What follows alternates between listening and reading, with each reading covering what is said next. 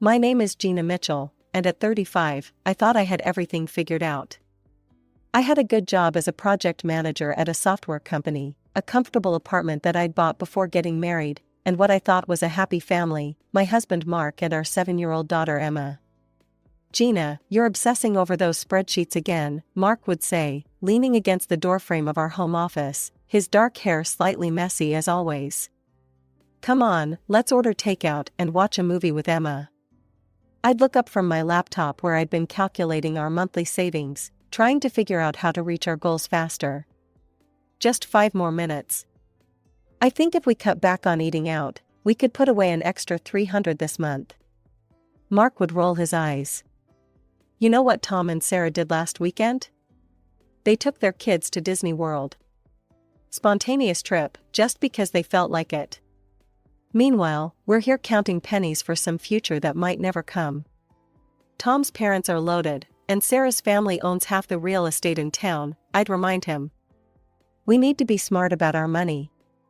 I want Emma to go to a good college someday, and wouldn't it be nice to have a house with a backyard where we could have barbecues and Emma could play?" These conversations became more frequent as time went on. Mark would tell me about Dave and Lisa's trip to Europe or John and Maria's new boat. I'd counter with the fact that Dave and Lisa were drowning in credit card debt, and John and Maria lived in a tiny rental apartment with no savings. Emma would often break up these discussions, bouncing into the room with her endless 7-year-old energy. "Mommy, can you help me with my science project? We're making a solar system." Those moments were my favorite, helping Emma with her homework, watching her mind work as she figured things out. She was so bright, so curious about everything. It only strengthened my resolve to secure her future. "Of course, sweetie," I'd say, closing my laptop. "Let's make the best solar system your class has ever seen." Looking back now, I should have noticed the changes in Mark sooner. The late nights at work that started becoming more frequent. The fishing trips with friends that seemed to multiply. The visits to his parents in the neighboring state that somehow never aligned with when I called his mom to chat. But I trusted him completely. Why wouldn't I? We'd been married for 8 years, built a life together, had our beautiful Emma. Trust wasn't even a question in my mind, it was as natural as breathing. It was a quiet Sunday afternoon when my world fell apart. I was helping Emma with her math homework when the doorbell rang. Opening the door, I found Mark's parents, Linda and Robert, standing there with gift bags in their hands. "Grandma, Grandpa," Emma squealed, running to hug them. I noticed something was off immediately. Linda's eyes were red, and Robert couldn't quite meet my gaze. After Emma took her gifts to her room, Linda grabbed my hands. "Gina, sweetheart, we need to talk," she said, her voice trembling. "Please sit down."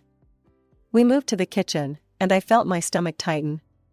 Linda took a deep breath before speaking. "Mark came to visit us last weekend," she began.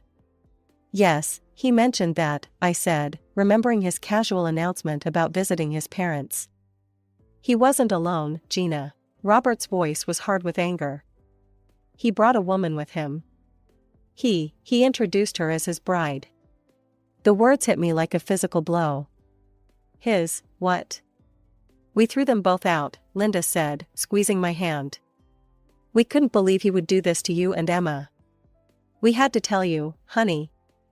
You need to know what kind of man our son has become." I sat there, my mind spinning, barely able to form words. "Thank you," I managed to whisper. "Thank you for telling me." After they left, I moved through the house like a ghost, straightening things that didn't need straightening, checking on Emma, who was happily playing with her new toys. When Mark walked through the door that evening, I was waiting. "We need to talk," I said, my voice surprisingly steady. "Your parents came by today." He froze, and in that moment, I knew it was all true. The color drained from his face. "How long have you been seeing her?" My voice cracked slightly. Mark slumped into a chair. "A few months," he admitted. "Look, Gina, I'm tired.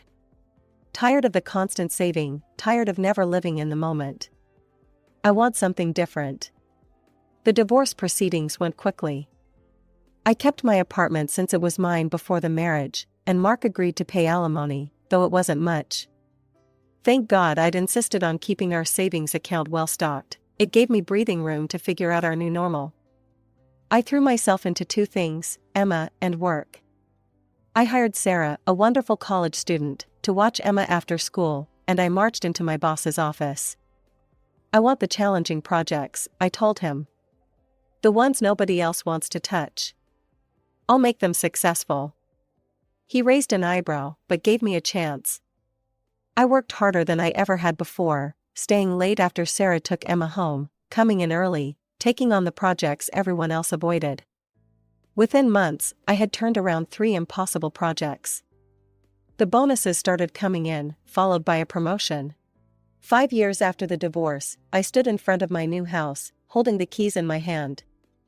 It was everything I'd dreamed of, a beautiful 2-story home with a spacious backyard where I could finally host those barbecues I'd always wanted. Emma, now 12, ran from room to room, claiming the largest bedroom upstairs as her own. During those years, I'd tried dating a few times. James from work asked me out for coffee, and there was Michael, a nice accountant I met at a conference. But nothing ever felt right. After Mark's betrayal, I found it hard to let anyone get too close. Besides, I had everything I needed, my daughter, my career, and now our dream house. Linda and Robert remained a constant in our lives, which surprised some people who thought in-laws would disappear after divorce. But they were more than in-laws to me, they were family. They spoiled Emma rotten, showing up with thoughtful gifts and taking her for weekends at their house during holidays. I never objected, their love for her was genuine, and Emma adored them. The years flew by, and before I knew it, Emma was graduating high school. She got accepted into Berkeley, her dream school, and, thanks to my careful planning and hard work, I could afford to send her there. The first few months of college, she called almost every day. "Mom, my roommate is amazing," or "Mom, you won't believe what happened in psychology class today." I lived for those calls, but gradually, they became less frequent. First weekly, then bi-weekly, then, whenever she needed something. "Mom, everyone here has the new iPhone. Mine looks ancient." "Mom, there's this amazing designer bag on sale." "Mom, my friends are all going to Cancun for spring break." I tried to be reasonable. "Honey, these are expensive things." When I was in college, I worked at the campus bookstore to earn extra money for things I wanted. The snort of derision from the other end of the phone felt like a slap. "Mom, stop with the 'when I was your age' stories. I know you make good money now." Jessica's mom bought her a car for her birthday, and they're not as well off as we are. She stopped coming home for Thanksgiving and Christmas, always having plans with friends instead. Linda and Robert would call me, worried about not seeing their granddaughter. "She's just busy," I'd tell them, trying to convince myself as much as them. But in truth, I missed my little girl desperately. The house felt too big, too quiet without her energy filling it. The only time she seemed to reach out was when she wanted something.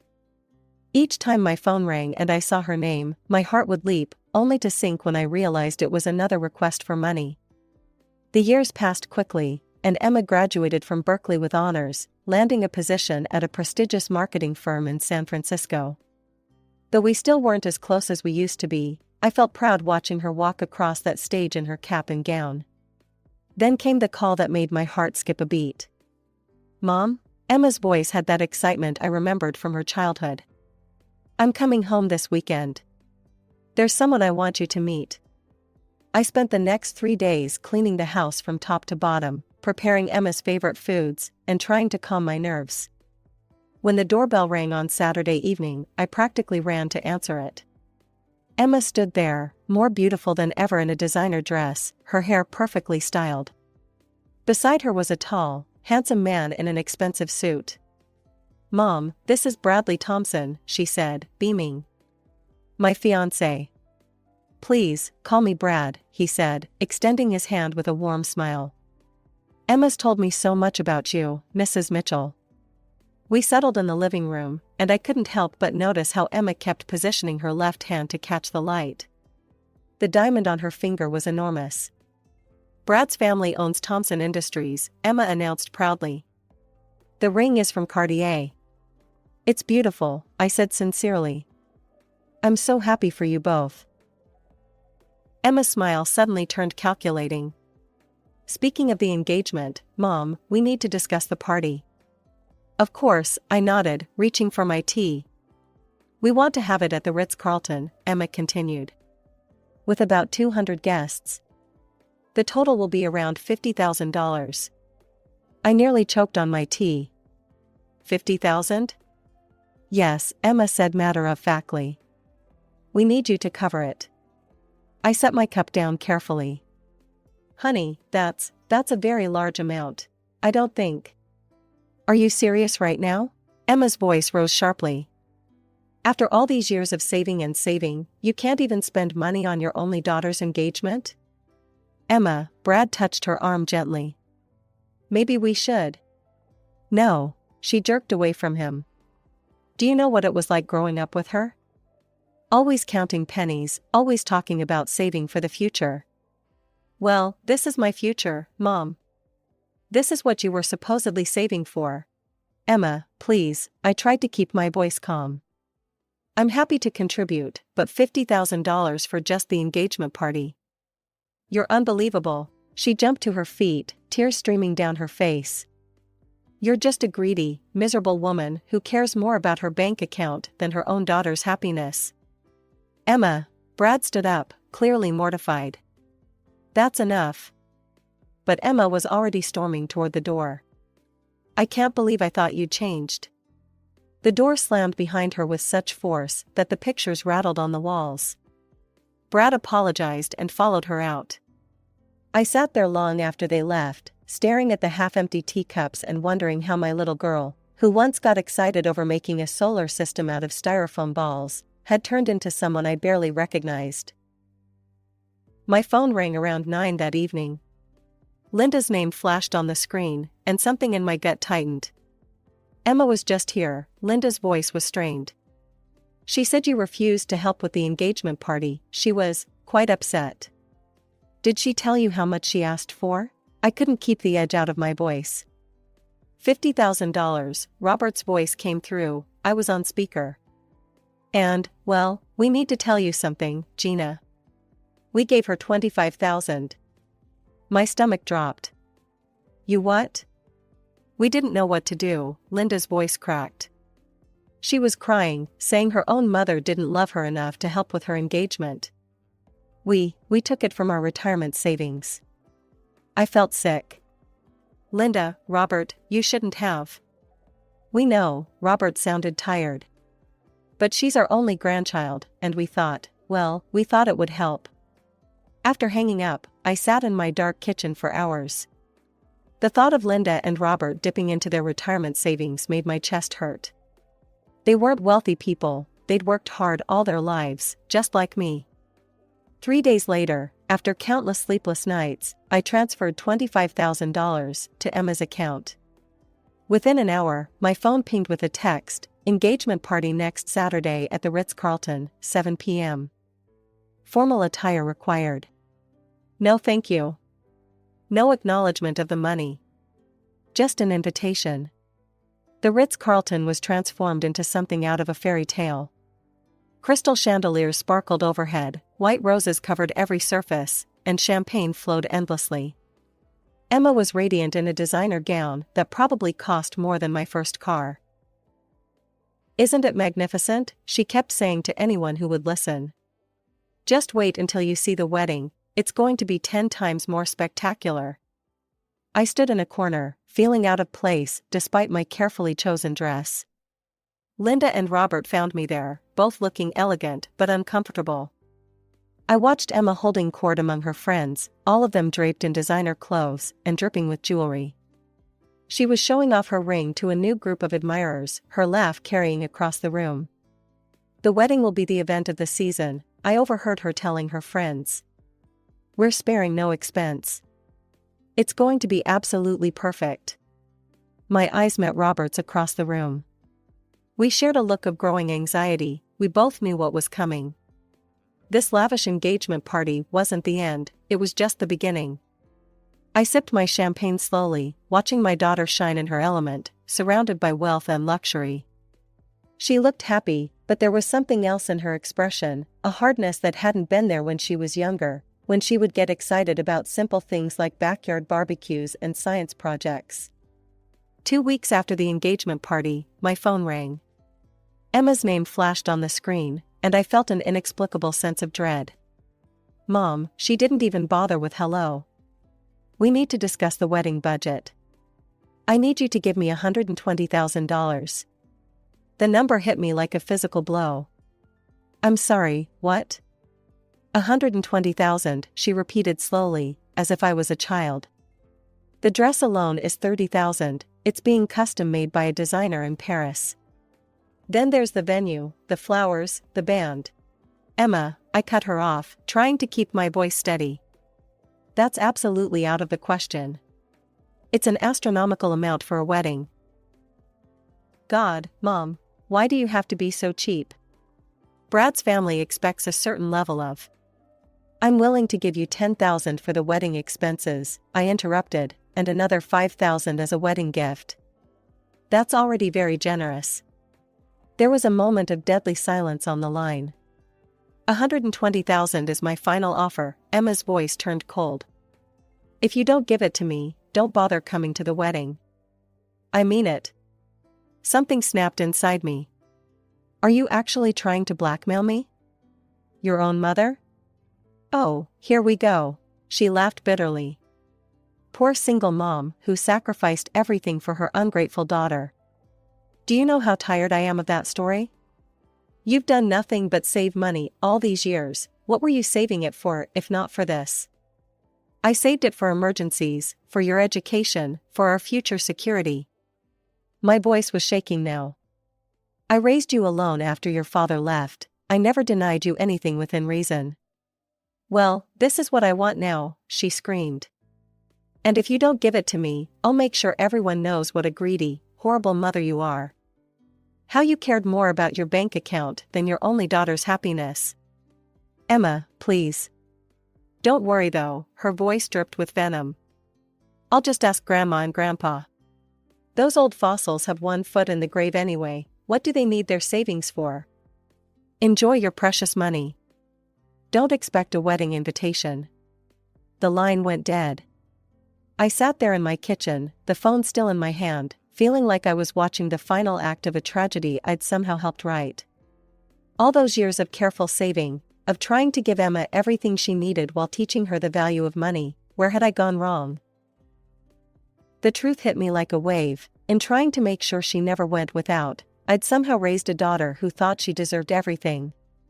In protecting her from hardship, I'd created something I'd never intended, a person who saw people, even her own family, as nothing more than ATMs for her desires. My phone rang early the next morning. Linda was crying before I even said hello. Gina, she came to us last night, Linda's voice shook.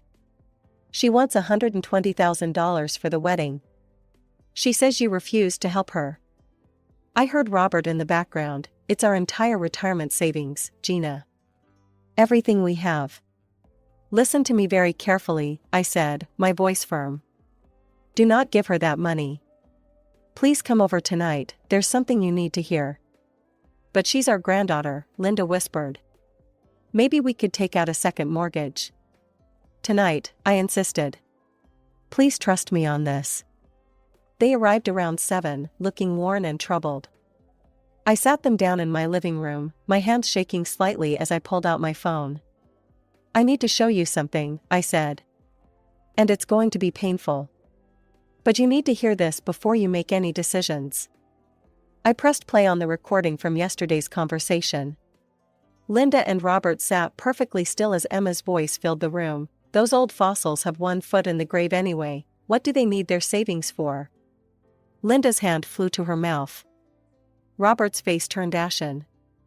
There's more, I said softly, letting the recording continue, playing Emma's cold calculations and cruel dismissal of the people who had loved her unconditionally since the day she was born. By the time it finished, they were both crying. Linda's shoulders shook with silent sobs, while Robert stared straight ahead, tears rolling down his weathered cheeks. "I'm so sorry," I whispered, my own eyes filling with tears. "I knew you wouldn't believe me if I just told you. You needed to hear it yourself." All these years, Linda managed between sobs. We tried to give her everything. We would have given her our last penny. Robert's voice was hollow. But to hear her talk about us like that. I moved to sit between them on the couch, taking their hands in mine. "I know it hurts. But I couldn't let her take advantage of you like this. You deserve better." 3 days later, Linda called again. "She came back," she said, her voice stronger than before. "We told her no." "How did she take it?" "She screamed at us." Robert came on the line. "Called us senile old fools. Said we were dead to her and she'd make sure we never saw her again. She said we're not invited to the wedding anymore," Linda added, her voice catching. "Our own granddaughter." "I'm so sorry," I said, feeling the weight of their pain. "You did the right thing. She needs to learn that she can't treat people this way." After hanging up, I sat in my garden, watching the sunset. The roses I'd planted when we first moved in were blooming, their sweet scent filling the evening air. I'd always imagined Emma's wedding taking place right here, in this backyard. Instead, we were all sitting in different houses, nursing broken hearts and shattered dreams, waiting to see what would happen next. One evening, as I was about to log off social media, a message notification popped up. "Catherine Thompson, Brad's mother," it read. My heart skipped a beat as I opened it. "Dear Mrs. Mitchell, I hope you don't mind me reaching out. I needed to discuss something concerning Emma and Bradley's wedding plans. Emma has approached us requesting a substantial contribution, $120,000 to be exact. While we are fortunate enough to be comfortable, we find ourselves troubled by both the amount and the manner of asking. I understand she's approached you with similar demands?" I stared at the screen for a long moment before responding. Emma had played her final card, the wealthy in-laws. "Mrs. Thompson," I wrote back, "I believe you deserve complete honesty."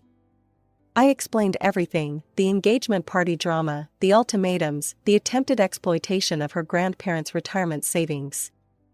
My fingers hesitated over the keyboard several times, but I kept typing. This woman needed to know what she might be dealing with for years to come. Her response came quickly. "Thank you for your candor, Mrs. Mitchell. I completely understand and support your position. While we love Bradley and want him to be happy, we also believe that a wedding should be about love and family, not about extravagant displays of wealth. We will be declining Emma's request as well." A week later, I received a brief text from Linda. "Emma and Brad got married at City Hall this morning. No guests." She didn't even post anything online.